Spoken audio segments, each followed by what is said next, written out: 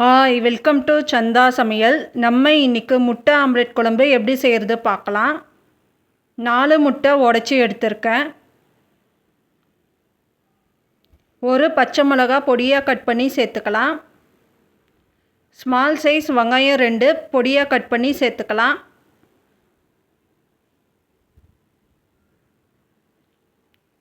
அரை டீஸ்பூன் மிளகுத்தூள் சேர்த்துக்கலாம்.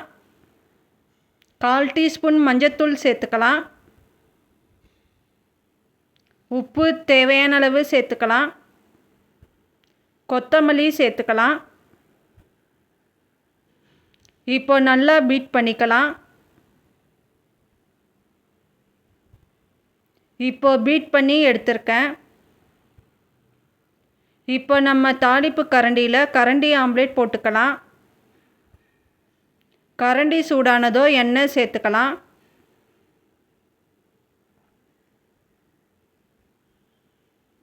இப்போ ஆம்லேட் ஊற்றிக்கலாம்.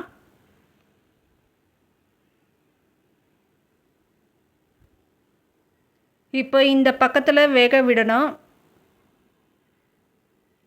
இப்போ திருப்பி போட்டிருக்கேன். இந்த பக்கத்துலேயும் வேக விடணும். இப்போ 4 ஆம்லேட் போட்டு எடுத்திருக்கேன்.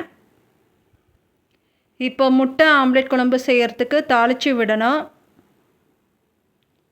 கடாய் சூடானதோ எண்ணெய் சேர்த்துக்கலாம்.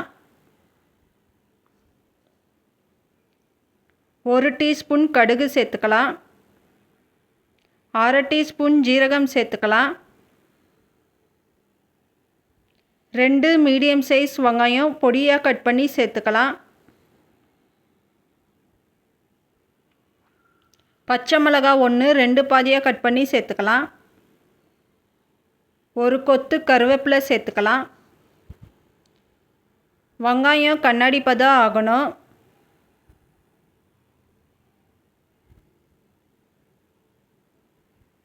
அரை டீஸ்பூன் இஞ்சி பூண்டு விழுது சேர்த்துக்கலாம். இஞ்சி பூண்டு விழுது பச்சை ஸ்மெல் போகணும்.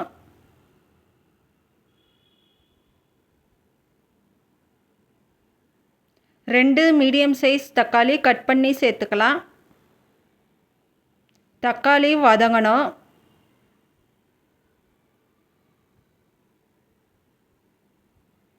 கால் டீஸ்பூன் மஞ்சத்தூள் சேர்த்துக்கலாம். அரை டீஸ்பூன் கரம் மசாலா சேர்த்துக்கலாம். குழம்பு மிளகாய்த்தூள் 1/2 டீஸ்பூன் அளவு சேர்த்துக்கலாம். உப்பு தேவையான அளவு சேர்த்துக்கலாம். உப்பு சேர்த்துட்டு நல்லா மிக்ஸ் பண்ணிக்கலாம். 2 நிமிஷத்துக்கு நல்லா வதக்கிக்கலாம்.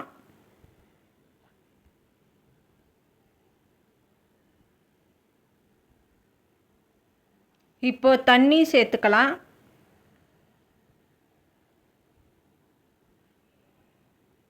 தண்ணி சேர்த்துட்டு நல்லா மிக்ஸ் பண்ணிக்கலாம். குழம்பு கொதிக்க விடணும். இப்போ ஆம்லேட் சேர்த்துக்கலாம்.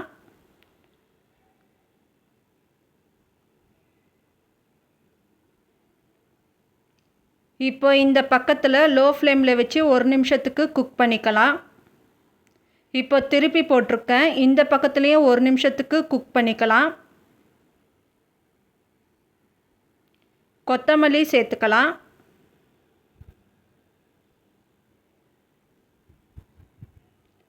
கொத்தமல்லி சேர்த்துட்டு ஸ்டவ் ஆஃப் பண்ணிடலாம். இப்போ நமக்கு முட்டை ஆம்லேட் குழம்பு ரெடி ஆயிடுச்சு. இந்த சேனல் பிடிச்சிருந்தால் லைக் பண்ணுங்கள், ஷேர் பண்ணுங்கள், சப்ஸ்கிரைப் பண்ணுங்கள்.